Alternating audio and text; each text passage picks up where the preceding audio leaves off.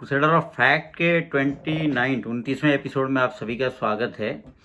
आज हम बात करेंगे दोस्तों ह्यूमैनिटी, इंसानियत की गिरती हुई शाख पे। हमारी जो इंसान की जो वैल्यूज़ थी वो कहाँ पहुँच गई है। एक घटना है केरला की।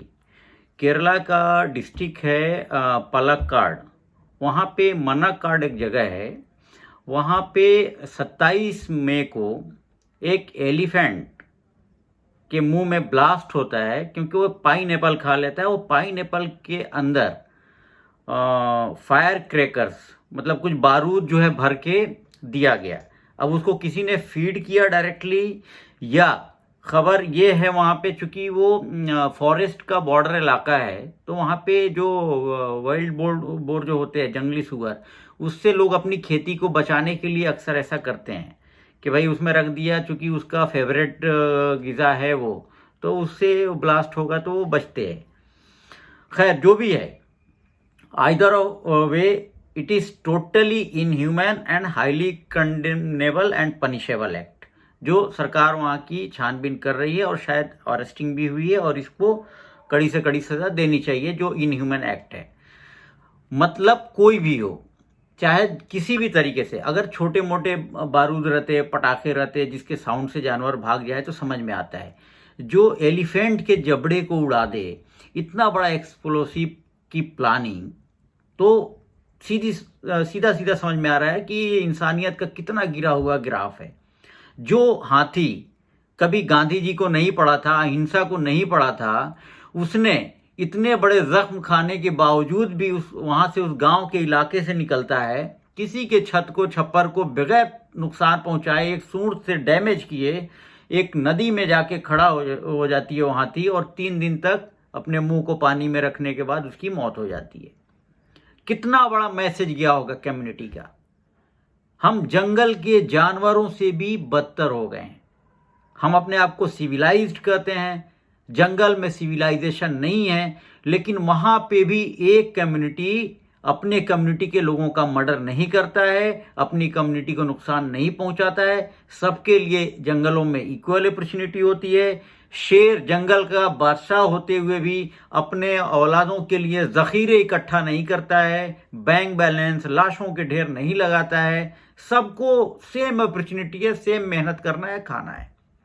क्योंकि जंगल में कई कम्युनिटीज हैं, उनके खाने और उनके टॉयलेट, वो दोनों के टेस्ट के इससे आपको पता चल जाएगा कि उसमें कितने डिफरेंसेस हैं। हम इंसान तो चाहे वो कोई भी जात के हो, कोई भी धर्म के हो, एक ही कम्युनिटी है हमारी इंसानियत।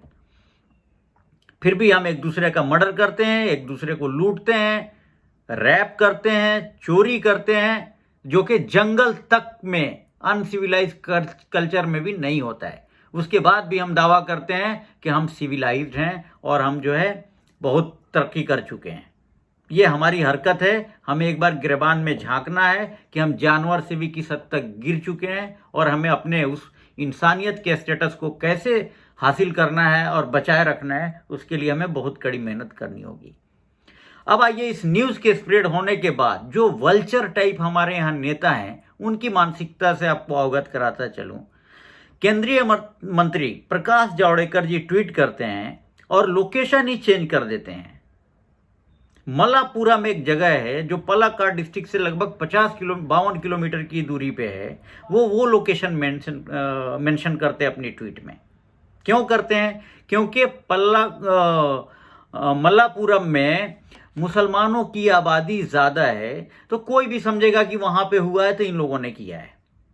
सेम मेनका गांधी जी करती हैं कि Malappuram is fame for cruelty.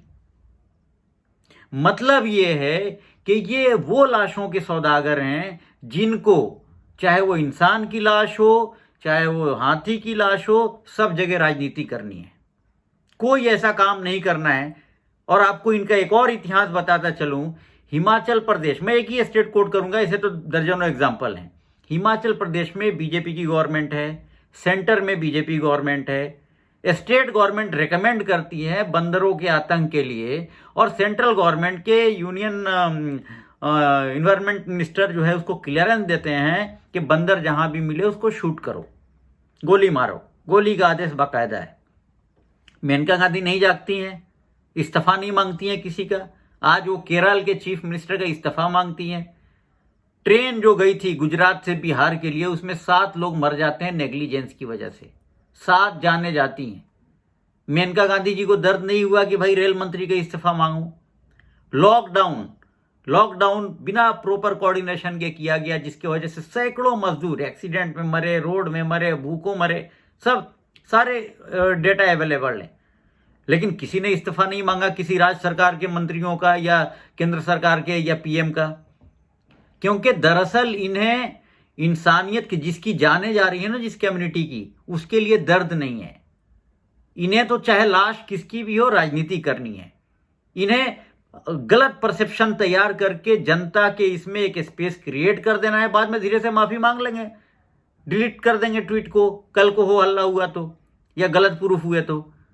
भाई आपके पास इतना बड़ा सारे तंत्र हैं, आईबी आपके पास है, इंटेलिजेंस आपके पास है, आर्मी आपके पास है, पुलिस फोर्स आपके पास है, आईएएस आईपीएस आपके पास हैं, फिर आप इतनी उजलत में इतनी गलत ट्वीट क्यों करते हैं? और इस तरह के गलत र्यूमर्स, परसेप्शन लोगों के ज़हन में फैलाने का मकसद क्या है आपका? क्योंकि आपको आपके वजूद को बचाने के लिए जब तक इस तरह की चीज़ें आप परोसेंगे नहीं नफरती बाजार में, काफ़ी दिन से मिल नहीं रहा है, कोई भी अपॉर्चुनिटी, कोई भी स्टोन अनटर्न नहीं जाने देना है, उसको इनकैश करना है। आप केरला के एजुकेशन पे सवाल, बीजेपी आईटी सेल के विजय अमित मालविया जी का ट्वीट चालू हो गया, उनकी टीम लग गई कि भाई केरला में 93% एजुकेशन एंड 0% ह्यूमैनिटी। भाई आप किसी एक शख्स के, इससे पूरे स्टेट को आप उछालना शुरू कर दिया। और फेलियर तो भाई दोनों जगह का है। और ये सिर्फ वहां की घटना नहीं है, जहां भी फॉरेस्ट बॉर्डर पे इंसान और जानवरों का बंटवारा है और इस तरह का कॉलिशन है, वहां पे तो आपको प्रॉपर अरेंजमेंट करना चाहिए, डायरेक्टिव लाना चाहिए भाई, प्रॉपर बारबेड वायर फेंसिंग हो, प्रॉपर उनकी चैनलिंग हो कि भाई दोनों कम्युनिटी के अंदर इस तरह की हरकतें ना हो। इंसान की भी, उनकी भी मजबूरी है। अब ये तो इन्वेस्टिगेशन का मैटर है कि भाई उन्होंने जानबूझ के खिलाया या ऐसे रखे थे, हाथी ने धोखे से खाया, जो भी है वो तो गलत, जबरदस्त गलती तो है ही। लेकिन उसको, गलती को रिपीट ना करने के लिए सारे इस तरह के जो फॉरेस्ट लगे हुए जो आबादी वाले इलाके हैं, क्या वहां के लिए गाइडलाइन है सरकार की प्रॉपर? नहीं। कल तक बिहार में नीलगाय को मारो, यूपी में आदेश था, सब जगह आदेश था। तो ये तो आते रहते हैं। जब इनको नुकसान लगता है, इनके पास कोई पॉलिसी नहीं है, इंसानों को बचाने की पॉलिसी नहीं है। जब मरने लगते हैं तो हाथ ऊपर कर देते हैं, मार के एक दूसरे को ही खा जाओ, यहां तक बोल देंगे। तो हमारी अपील है अब तमाम लोगों से कि ये अवेयरनेस को फैलाइए, और ये ह्यूमैनिटी जो इस हद तक गिर जाए कि भाई जानवरों के साथ भी हम ऐसा बर्ताव करें, आपस में तो कर ही रहे हैं, कम से कम वहां उनकी कम्युनिटी में ये मैसेज ना जाए कि हम इंसान जानवरों से, उनके अनसिविलाइज जंगल में भी हमसे अच्छा कानून है और हमसे अच्छा सिस्टम है, वहां तक हमारी बात ना जाए। तो आप लोग कम से कम आपस में ये चीज़ों को स्प्रेड कीजिए, अवेयरनेस को फैलाइए कि कोई भी, चाहे किसान है चाहे ये है, इस तरह की हरकत ना करे अपने फसलों को बचाने के लिए, अपने चीज़ों को बचाने के लिए, कि भाई दूसरे का इतना बड़ा नुकसान हो जाए। छोटे मोटे साउंड से या इससे इस तरह की हरकत करते समझ में आता है, हाथी का जबड़ा तोड़ देने तक का एक्सप्लोसिव अगर आप प्लांट करते हैं तो रियली आपको इंसान के कबीले में गिना जाना मतलब शर्म की बात है। और हमारी अपील है कि सरकार स्ट्रिंजेंट एक्शन ले और कल्प्रिट को कड़ी से कड़ी सजा दे, और एक प्रॉपर गाइडलाइन लाए कोऑर्डिनेट करके सारे राज्य सरकारों के बीच, जहां पे इस तरह की परिस्थिति है कि जो भी जानवर हैं वो सब ये इको साइकिल को मेंटेन करने के लिए ज़रूरी हैं। तो उनके लिए भी, कि उनकी भी सेफ्टी हो, उनको भी तकलीफ ना हो, एट द सेम टाइम वहाँ के जो रिहायशी लोग हैं उनको भी अपना जीवन यापन चलाने के लिए इस तरह की जानवरों से बहुत ज़्यादा थ्रेट ना हो, ऐसी पॉलिसी और ऐसी गाइडलाइंस, और उनको जो सक्षम नहीं है बारबेड वायर लगाने में और जो इस तरह के शॉर्टकट अपनाते हैं, उनको भी आर्थिक मदद या प्रॉपर सपोर्ट मिलना चाहिए, ताकि इस तरह की घटना को रोका जा सके। सिर्फ बयानबाजी और विसिल ब्लोअर का काम करके ये काम नहीं होने वाला है।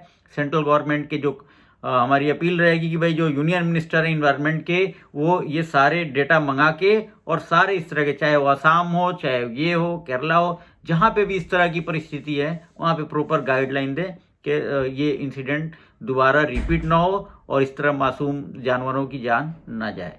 आप लोग अपना ख्याल रखें। जय हिंद।